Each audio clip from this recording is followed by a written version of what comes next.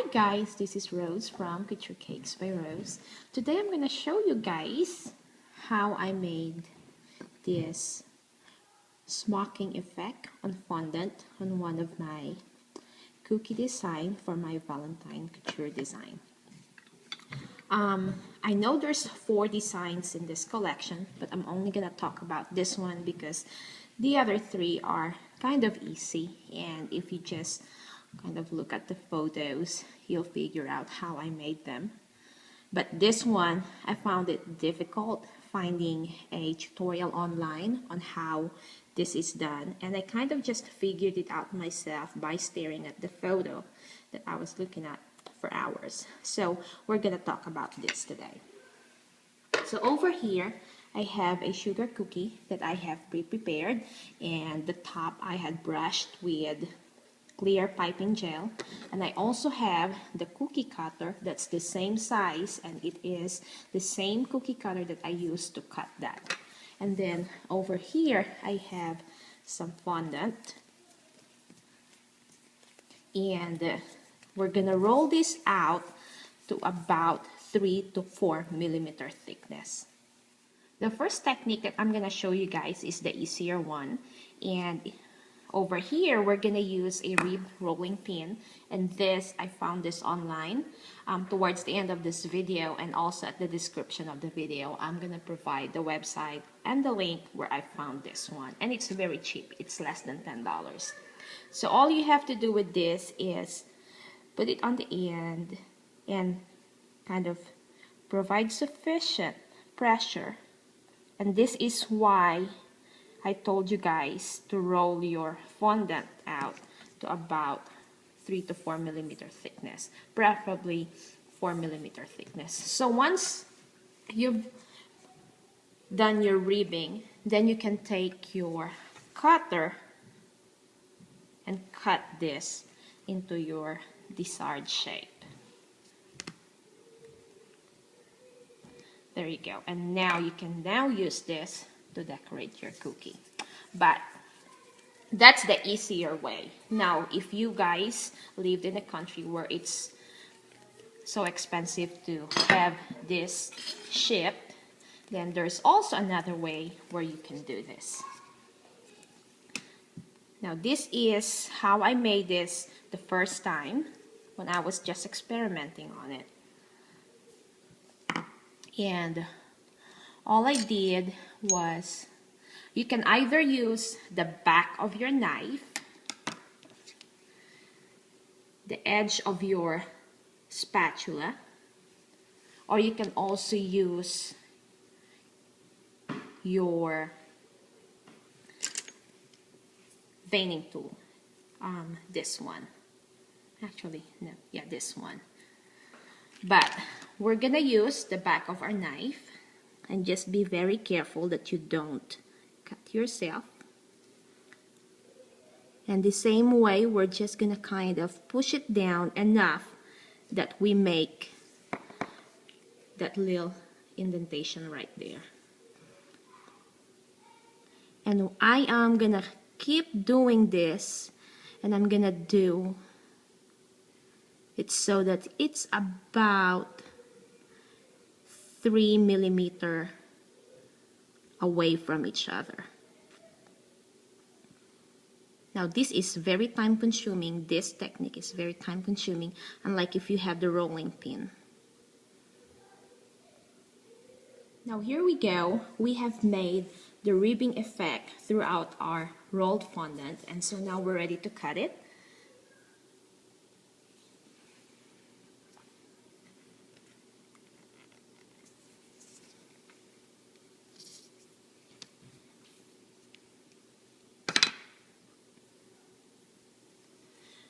Now, as you can all see on this design, we have that ruffled edges. Now, I have tried ruffling the edges just with this, like this, plain without little slits, and it did not come out nicely. So then, I used this Wilton Tip 104, and with this fine side facing inward, I started making little slits, about half a centimeter long.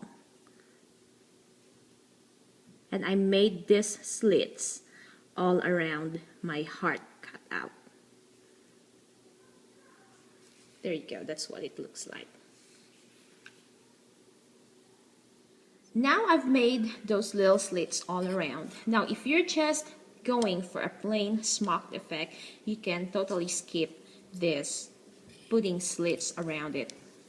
But since I'm doing the ruffles as well, that's why I did this. Now I'm just gonna take this tool and I'm gonna start doing my ruffles. And this technique I had shown you guys in my other tutorials. So I'm just gonna ruffle this all the way around.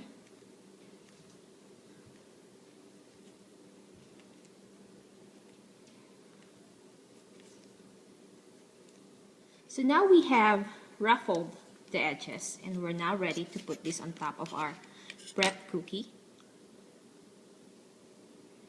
There you go. Now as you can see, that edge is overlapping the cookie and I don't really want the ruffle to just lay flat. And what I did was I just kind of pulled the edge of the ruffle up so that it's kind of bent upward and inward just a little bit. Now we have our cookie ready for pinching of those ribbed edges. So this is what I used.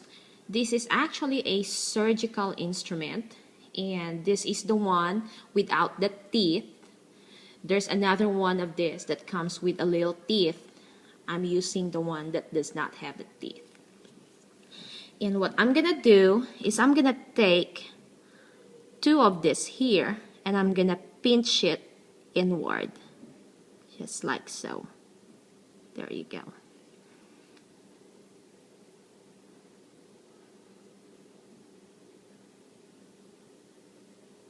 Until they meet. And I'm gonna try to equally space them apart.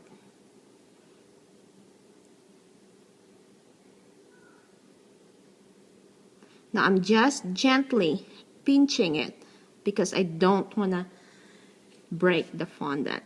Then I'm going to go on this other side. And I'm going to go in between of this and that. And I'm going to do the same.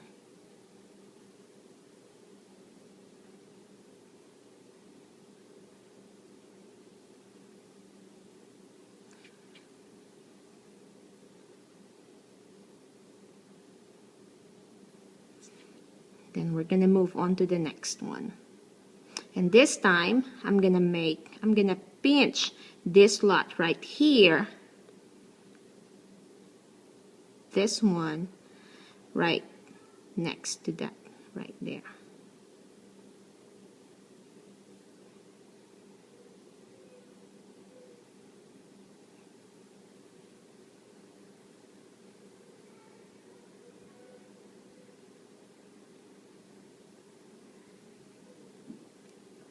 So we're gonna keep doing this until we get towards the end, and then I'll come back here and do this side, and then I'll come back and show you guys how to finish this off. Now we're finished with the pinching effect, and now we're ready to put those little stitchings between them.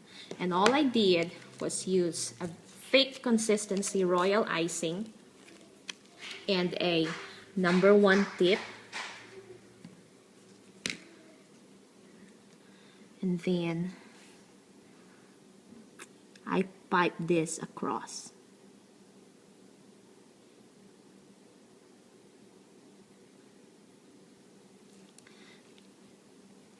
And then let me show you guys what I did.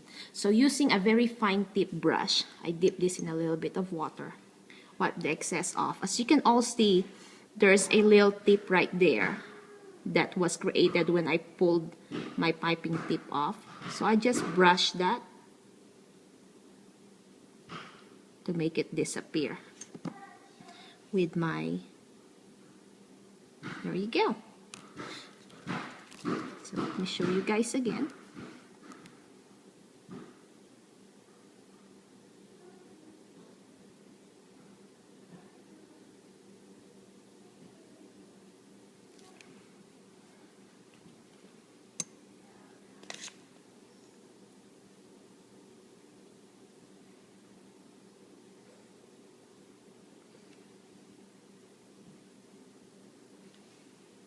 Alright, so I'm gonna keep doing this and then I'll be back. Also going to paint this in gold. And I'm just gonna take my fine tip brush and just paint it across, just like so. Now you do have to allow this to air dry for about 20 minutes before you start painting them. Otherwise, you're just gonna ruin your stitching.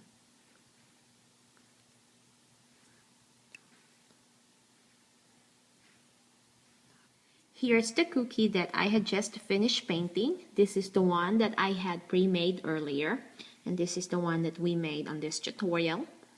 It's quite easy to make. It's just a little bit time consuming.